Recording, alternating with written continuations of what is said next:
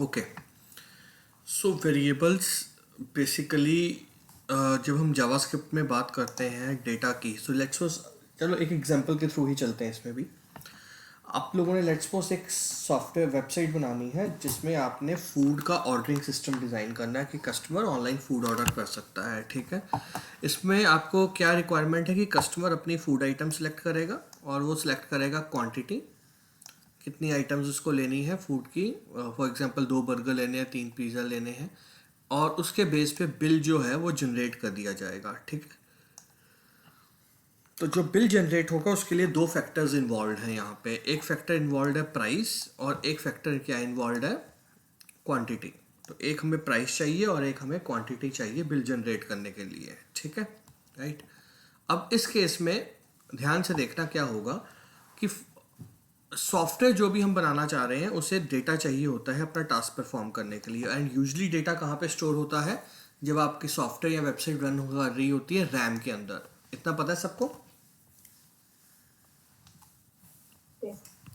ठीक है, तो जब भी आप सॉफ्टवेयर या वेबसाइट बनाते हैं तो जो भी डेटा स्टोर हो रहा है वो टेम्परेरी रैम के अंदर स्टोर हो रहा था। और रैम कैसे बनती है, रैम जो होती है सेट ऑफ ब्लॉक्स बने होते हैं, इस तरह से ब्लॉक्स बने होते हैं रैम में, और हर ब्लॉक का एक एड्रेस होता है।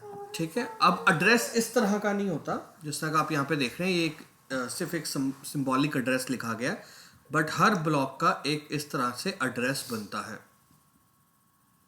ठीक है, अब हर ब्लॉक में एक वैल्यू स्टोर होती है।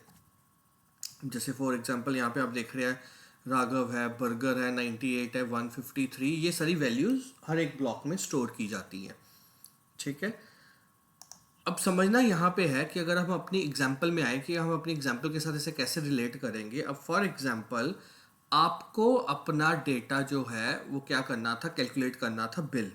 अब हमें पता है बिल कैलकुलेट करने के लिए हमें 2 चीज़ें चाहिए, एक प्राइस और एक क्या चाहिए, क्वांटिटी।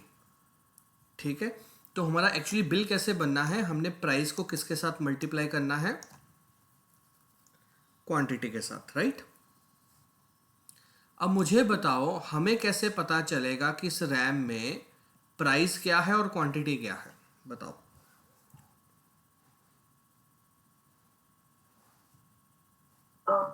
एड्रेस पता होगा हमें उसका।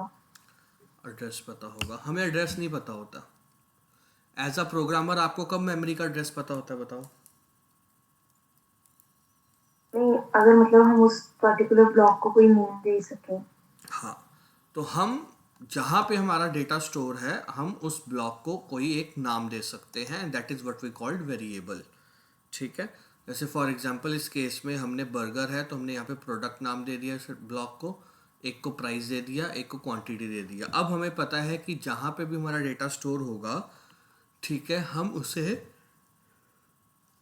किसी पर्टिकुलर नेम से रेफर कर सकते हैं। तो जब आप किसी ब्लॉक को पर्टिकुलर नेम से रेफर कर पा रहे हो तो that is basically become your variable. ठीक है, जैसे so what is a variable, variable is a location in the memory that has a name and it contains a value. Clear है? सो वेरिएबल क्या है, वेरिएबल लोकेशन है memory में जिसको हमने एक नाम दे दिया है, कोई भी एक नाम दे दो। ठीक है, और उसके अंदर आप अपनी वैल्यूज क्या कर सकते हो, स्टोर कर सकते हो, दैट बिकम्स योर वेरिएबल। हाँ, लेकिन इसकी वैल्यू जो है वो चेंज होती रहेगी। जैसे फॉर एग्जांपल इस एग्जांपल में हमने कहा प्राइस इंटू क्वांटिटी, तो यहाँ पे 150 इंटू 3 है तो बिल बन गया 450। अब इस एग्जांपल में लेट्स सपोज 200 है प्राइस पिज़्ज़ा का और 2 आपने क्वांटिटी ऑर्डर की है तो 400। तो आप यहाँ पे देख रहे हो प्रोडक्ट प्राइस एंड क्वांटिटी की वैल्यू क्या हो रही है, चेंज हो रही है। तो यहाँ पे हमने क्या किया है, वैल्यू में very through out the program execution. But important ये है कि एक ही वैल्यू हो सकती है एक पॉइंट ऑफ टाइम पे, मतलब कि एक टाइम पे एक से ज्यादा वैल्यू स्टोर नहीं हो सकती, ये याद रखना। ठीक है, यस सर।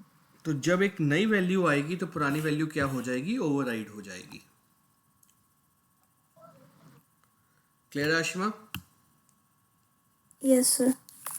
अब हमने देखना है कि जावास्क्रिप्ट के अंदर हम वेरिएबल कैसे डिक्लेयर करते हैं। तो जावास्क्रिप्ट में वेरिएबल डिक्लेयर करने के 3 तरीके हैं। एक आप लिख सकते हो वैर, एक आप लिख सकते हो लेट, और एक आप लिख सकते हो कॉन्स्टेंट। ठीक है जी, राइट। तो जावास्क्रिप्ट में अगर आप अपना वेरिएबल डिक्लेयर करना चाहते हो, जैसे फॉर एग्जांपल हम कोई एग्जांपल ले लेते हैं, let me take an example, जैसे ये। सो 2 तरीके हैं जिससे आप अपने वेरिएबल को डिक्लेयर कर सकते हैं। ना वेरिएबल को यूज करने के लिए 2 तरीके होते हैं। एक होता है वेरिएबल की डिक्लेरेशन और एक होता है वेरिएबल की असाइनमेंट। ठीक है जी। डिक्लेरेशन मतलब कि हम डिक्लेयर कर रहे हैं कि हमें इस नाम की जगह रैम में चाहिए, और असाइनमेंट मतलब हम बता रहे हैं कि हम उसे बाय डिफॉल्ट या अभी हम उसको ये वैल्यू प्रोवाइड कर रहे हैं। ठीक है, राइट। अब इनको आप 2 तरीके से कर सकते हो। पहला, आप पहले डिक्लेयर कर सकते हो, जैसे हमने लिखा यहाँ पे लेट एज। ठीक है जी, and then will say as is equal to let's suppose 10। Clear, right. So एक ये तरीका है। तो पहली लाइन क्या कर रही है, डिक्लेयर। दूसरी लाइन क्या कर रही है, असाइन। असाइन को हम नॉर्मल लैंग्वेज में कह सकते हैं कि हमने वेरिएबल को क्या किया है, डिफाइन किया है। डिफाइन मतलब उसमें क्या स्टोर होगा। तो एक तरीका ये है कि पहले वेरिएबल डिक्लेयर करो, फिर उसे क्या करो, डिफाइन करो। ठीक है। दूसरा तरीका क्या है कि आप डिक्लेयर करते वक्त ही असाइन कर सकते हो। समझ में आ गई बात? Yes sir. क्लियर है? यस। ठीक है जी, तो ये याद रखना है। सो वेरिएबल को डिक्लेयर करने के वैसे तो 2 तरीके हैं, या तो आप लेट वर्ड यूज कीजिए या आप वैर यूज कीजिए। वैर आजकल कोई भी यूज नहीं करता, ओल्ड स्टाइल है और उसमें कुछ खामियां भी हैं जो आगे जाके स्टडी करेंगे। तो अभी तक आपने कोशिश करनी है कि जब आप वेरिएबल डिक्लेयर करें तो आप क्या यूज करें, लेट। लेट। ठीक है जी। सो लेट के साथ आपने वेरिएबल का नाम लिखना है, तो पहले ये ध्यान में रखो। ठीक है। अब लेट्स सपोज मुझे कैसे पता ये वेरिएबल डिक्लेयर हुआ है और इसमें कोई वैल्यू है कि नहीं है। ठीक है, लेट्स सपोज हमने एज को यहाँ पे, जब वैल्यू डिफाइन करनी है किसी और लाइन में, तो दोबारा लेट लिखने की ज़रूरत नहीं है। लेट लिखने का मतलब है कि आप उसे डिक्लेयर कर रहे हैं। ठीक है जी, राइट। जब आप डिफाइन कर रहे हैं तो आपको दोबारा लेट लिखने की ज़रूरत नहीं होती, ये याद रखना है। एक और चीज़, और तीसरी चीज़, अब लेट्स सपोज अगर मैं ये सॉफ्टवेयर रन करूँ, अगर मैं ये रन करूँ, तो मैं कैसे देखूँ कि ये वैल्यू स्टोर है कि नहीं। लेट्स सपोज मुझे दिखाना है टेम्परेरी ये वैल्यू स्टोर है या नहीं।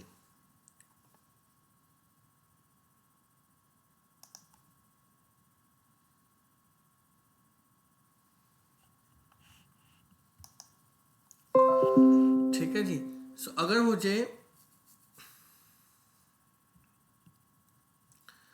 मुझे ये दिखाना कि वैल्यू स्टोर है कि नहीं, तो जैसे याद है हमने अभी तक जितने ऑपरेशंस देखे हैं जावास्क्रिप्ट के, कहाँ पे देखे थे, कंसोल में। सो डेवलपर टूल में कंसोल होता है, उसमें हम लोगों ने सारे ऑपरेशंस देखे थे। ठीक है, ओके। तो अब हम क्या करेंगे, हम यहाँ पे चलते हैं एंड हम कंसोल पे ही अभी आउटपुट प्रिंट करते हैं जब तक हम पेज पे नहीं दिखाते। तो हम लिख रहे हैं कंसोल डॉट लॉग। क्या लिखना है, कंसोल डॉट लॉग, और यहाँ पे मैं वेरिएबल प्रिंट कर रहा हूँ। अब अगर हम अपनी वेबसाइट को खोलें, राइट क्लिक करके हम चलते हैं इंस्पेक्ट पे और हम चलते हैं कंसोल पे। अरी वैल्यू, यस।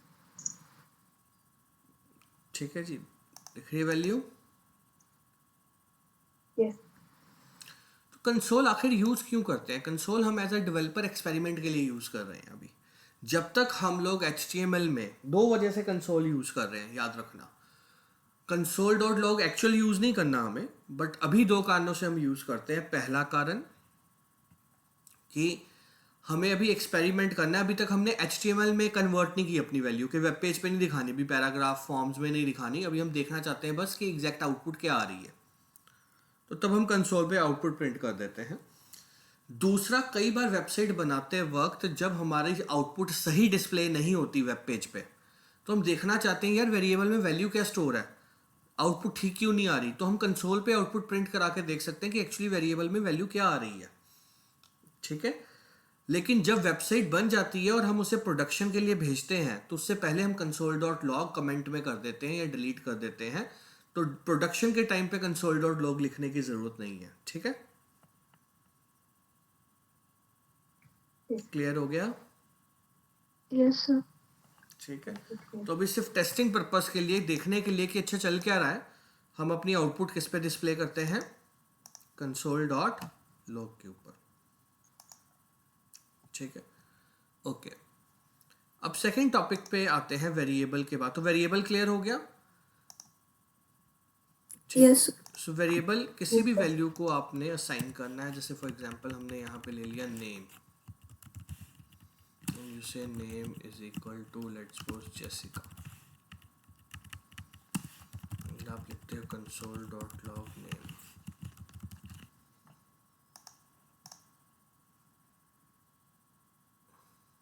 और तो ये आपने करना है। ठीक है जी, सर। चलिए आगे चलते हैं।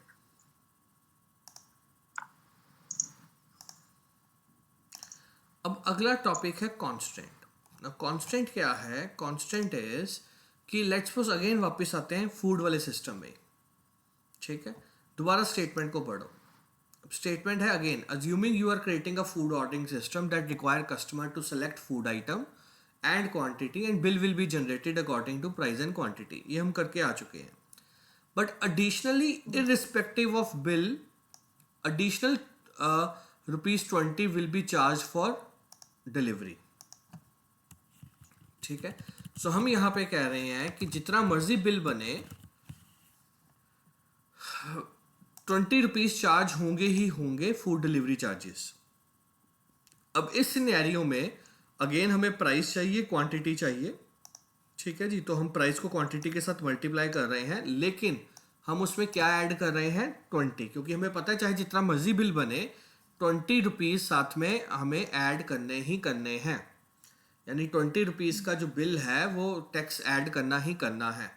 तो ऐसे केस में जो ये ₹420 हैं, यहाँ पे जो ₹20 हैं, इसे हम कांस्टेंट बोलेंगे। क्या बोलेंगे? कांस्टेंट, क्योंकि ये वैल्यू चेंज नहीं होनी, ये हमने फिक्स कर दी। ठीक है, अब जैसे सो कांस्टेंट क्या है? Constant is a value that remain fix through out the program execution. जैसे आपका टैक्स लगना है 18%, वैल्यू है पाई की 3.14, तो ये वैल्यू आप कांस्टेंट कर देते हो। तो जो कांस्टेंट डिक्लेयर करना है उसके लिए आपने CUNST लिखना है, कांस्टेंट। जैसे फॉर एग्जांपल अब यहाँ पे जाके मैंने लिख दिया let's suppose constant, let's suppose charges. मैंने एक वेरिएबल लिया चार्जेस नाम का, उसमें मैंने क्या लगा दिया, 20। ठीक है, तो console.log पे चलते हैं एंड चार्जेस प्रिंट करते हैं। ठीक है, चलिए आ रहे हैं चार्जेस। ठीक है, लेकिन लेट्स सपोज अब क्या करते हैं, हम नेम चेंज करते हैं। सो मैं कहता हूँ नाम है जी आशिमा एंड चार्जेस जो है वो है 30, चेंज कर दिए। So console.log name, console.log charges.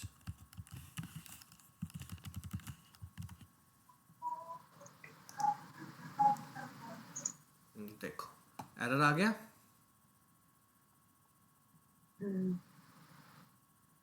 Clear है? सो क्या आया?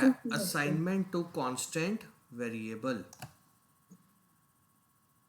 ठीक है, सो कांस्टेंट वेरिएबल की वैल्यू अगर एक बार हम लोगों ने असाइन कर दी है तो हम उसे चेंज नहीं कर सकते। क्लियर होगी बात? क्लियर है? यस। तो ये याद रखना है आप लोगों ने। अच्छा, अब ये कुछ रूल्स हैं जो हम कहते हैं कि आप लोग फॉलो करो। अब दो चीज़ें आ जाती हैं वेरिएबल में, एक आता है रूल और एक आता है कन्वेंशन। रूल मतलब आप ब्रेक नहीं कर सकते, कन्वेंशन मतलब गाइडलाइन है, फॉलो करोगे तो अच्छा रहेगा, नहीं करोगे तब भी कोई प्रॉब्लम नहीं आएगी। ठीक है, तो सबसे पहले रूल्स की बात कर लेते हैं। रूल ये है कि वेरिएबल का नाम डिक्लेयर करते वक्त याद रखना है कि उसमें सिर्फ letter, digit, underscore and dollar sign हो सकता है, इसके अलावा कुछ नहीं हो सकता। ठीक है, जैसे for example if you are declaring a variable let name, आपने दिया name is equal to let's suppose Jessica, so this is fine, this is perfectly fine. But you say मैंने वेरिएबल का नाम रखना है कुछ इस तरह से,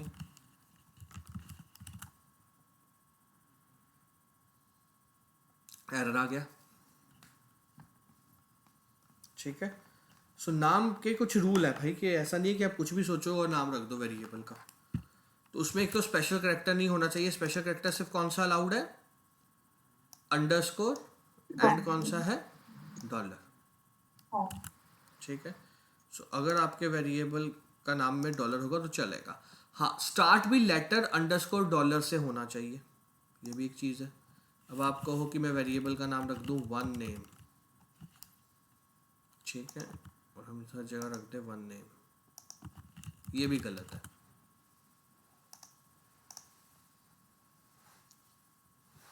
ठीक है, वेरिएबल का नाम नेम वन हो सकता है, you can keep like this, but start number से नहीं होगा। स्टार्ट या तो लेटर से होगा या अंडरस्कोर से या डॉलर से। ठीक है, याद रहेगा। ठीक है, वेरिएबल के नेम फिर केस सेंसिटिव हैं। सो लेट्स सपोज आपने डिक्लेयर किया नेम और आप यहाँ पे ये लिख रहे हो नेम, ध्यान से देखना।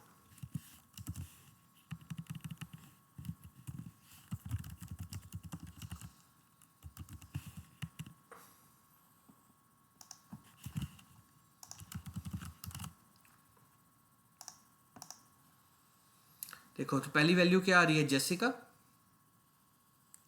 दूसरी वैल्यू क्या आ रही है? अंडरडिफाइंड। अनडिफाइंड। क्यों? क्योंकि जब आपने कंसोल डॉट लॉग, जब आपने यहाँ पे नेम डिक्लेयर किया ना, तो जावास्क्रिप्ट एक बड़ी अच्छी चीज करता है। जावास्क्रिप्ट कहता है कि जब आप कोई ऐसा वेरिएबल का नाम दोगे जो उसके पास नहीं है, तो वो अपने आप उसे डिक्लेयर कर लेता है। ठीक है, सो इस तरह से करता है। ठीक है जी, राइट। तो जब आपने नेम डिक्लेयर किया तो ये जो नेम था ये अलग हो गया, ये उसके लिए अलग नेम है, याद रखना। क्लियर? तो जब आपने ठीक है। ये प्रिंट किया तो जेसिका तो प्रिंट हो गया, लेकिन जब आपने नेम प्रिंट किया, क्योंकि नेम को तो अभी आपने कोई डिफाइन किया ही नहीं, आपने उसके अंदर कोई वैल्यू दी नहीं, तो इसलिए क्या आउटपुट आ रही थी? अनडिफाइंड। ओके। एंड सर जब हम name is equal to Jessica लिखा था तो उसने खुद से अज्यूम कर लिया कि ये एक वेरिएबल है। हाँ जी, हाँ जी बेटा, क्योंकि वेरिएबल की वैल्यू का सिंटेक्स ही यही है, कोई और है नहीं। ओके। ठीक है जी, जावास्क्रिप्ट में ये सिर्फ फ्रीडम है, पाइथन लैंग्वेज में भी ये फ्रीडम है। ठीक है जी, राइट। बाकी सी प्लस प्लस अगर आप करोगे, जावा करोगे, तो उसमें ये फ्रीडम नहीं होती, आपको पहले डिक्लेयर करना पड़ता है। उन लैंग्वेजेस में चलाएंगे तो एरर आ जाएगा। ओके। लेकिन पाइथन में अगर हम वेरिएबल यूज कर रहे हैं ऐसे, या जावास्क्रिप्ट में है, तो वो अपने आप एज्यूम कर लेते हैं कि ये वेरिएबल ही है। क्लियर हो गया? यस। अब आखिरी बात करते हैं पहले कन्वेंशन के ऊपर, फिर आगे चलेंगे। सो कन्वेंशन क्या है? कन्वेंशन है, जैसे मैंने कहा कि आपको हम एक रूल बताए, वो ब्रेक नहीं कर सकते, एरर आएंगे। लेकिन कन्वेंशन जो है वो गाइडलाइंस है, एडवाइस है, कि हम भाई एडवाइस दे रहे हैं, ये काम करो। ठीक है जी, राइट। तो इससे थोड़ा काम आसान रहेगा आपको ओवर द टाइम, या जो इंडस्ट्री फॉर्मेट फॉलो करती है। तो आप भी मार्केट में जाना चाहते हो जॉब करने के लिए, तो आप भी कोशिश करोगे कि इंडस्ट्री फॉर्मेट को ही फॉलो करो। ठीक है, तो वेरिएबल का नाम डिक्लेयर करने के लिए वो कहते हैं 3 केसेस यूज़ कर सकते हो, बस तीनों में से एक फॉलो करना है आपने। अगर आप एक फॉलो करोगे तो उसी को आपने हमेशा यूज़ करना है। तो कहता है या तो कैमल केस यूज़ कर लो, या स्नेक केस यूज़ कर लो, या कबाब केस यूज़ कर लो। तो कैमल केस क्या होता है? कैमल केस होता है कि हर वर्ड का पहला करेक्टर छोटा, ठीक है। अब जैसे यहाँ पे फॉर एग्जांपल मैंने वेरिएबल का नाम लिखा है नेम, तो ठीक है छोटा ही है। बट अगर मैं वेरिएबल का नाम लिख रहा हूँ फर्स्ट नेम, तो ये होगा फर्स्ट वर्ड का फर्स्ट करेक्टर छोटा, सेकंड वर्ड का पहला करेक्टर बड़ा, ठीक है। और I am writing student first name, तो ये देखो, आ रही बात समझ में? Yes, sir. क्लियर हो गया कैमल केस? सो Yes, sir. कैमल केस का मतलब है फर्स्ट वर्ड का पहला छोटा बड़ा करेक्टर छोटा, बाकी सब के सेकंड थर्ड वर्ड के पहला करेक्टर बड़ा, तो ये कैमल केस है। फिर आ जाता है स्नेक केस। स्नेक केस कहता है कि जहां पे स्पेस लगती है आपको वहां पे अंडरस्कोर यूज कर लो। जैसे अगर मुझे वेरिएबल का नाम रखना है फर्स्ट नेम, तो स्पेस तो अलाउड है ही नहीं, याद रखना, this is not a right variable, ये दो वेरिएबल मतलब कि इसमें स्पेस नहीं आ सकती, तो आप अंडरस्कोर यूज कर लो। क्या यूज कर लो? अंडरस्कोर, ठीक है। या आप यूज कर लो student underscore first underscore name. Clear? Clear है बच्चे? Yes, sir. Yes, sir. Yes, यहाँ sir. पे कबाब केस में कहता है कि वो हाइफन होता है, student hyphen first underscore name.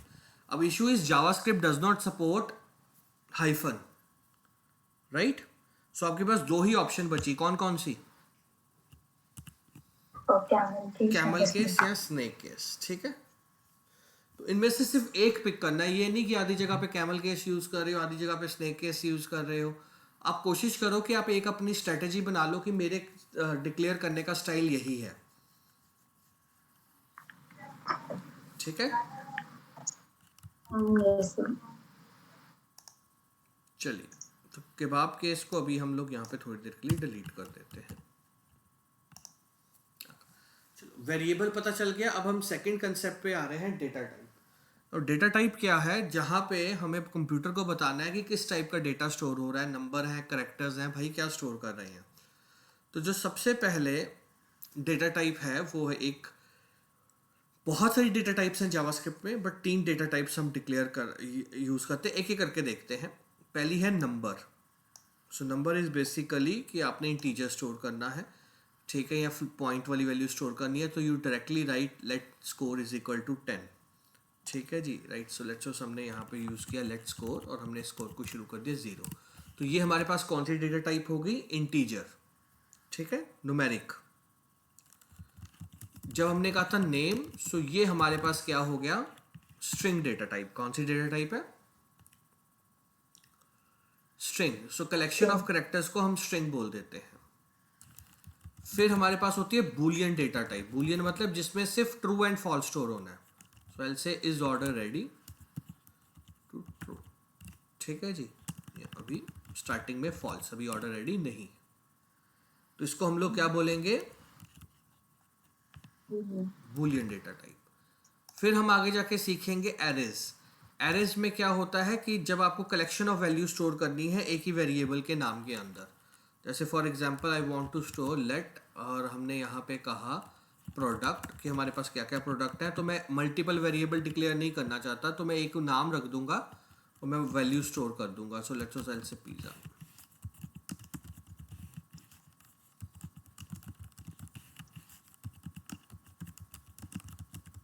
ठीक है। So this is basically, और we have object. Object is basically कि जहाँ पे थोड़ा कॉम्प्लेक्स डेटा स्टोर करना है, इसके ऊपर हमारा एक पूरा चैप्टर है। सो अभी मैं इसको ज़्यादा फोकस नहीं करूँगा, ठीक है जी, राइट। जहाँ पे हमें कॉम्प्लेक्स डेटा स्टोर करना है एक ही वेरिएबल में, जैसे फॉर एग्जांपल हमने ये स्टोर कर लिया age,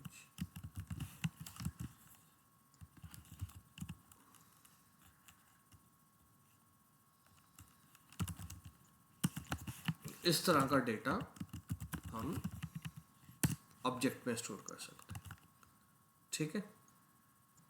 या नल या defined data type. So let's suppose अभी हमने कहा लेट कोई भी वेरिएबल डिक्लेयर किया as is equal to null. Null का मतलब अभी अवेलेबल नहीं है, जीरो नहीं लिखते। जीरो का मतलब हो जाता है कंप्यूटर कैलकुलेशन कर पाएगा कि भाई जीरो वैल्यू है इसकी, तो नल का मतलब है अभी अवेलेबल नहीं है। क्लियर हो गया आप सबको? Yes, sir. ठीक है, सो आप इसको प्रिंट करके देख सकते हैं, स्कोर console.logName। ये पीपीटी आपके पास आ चुकी है ना? Second, Yes. तो इसको साथ साथ अब ओपन कर लो एंड कोड चला के देखो अभी। तो हम इसको रन करके देखते हैं।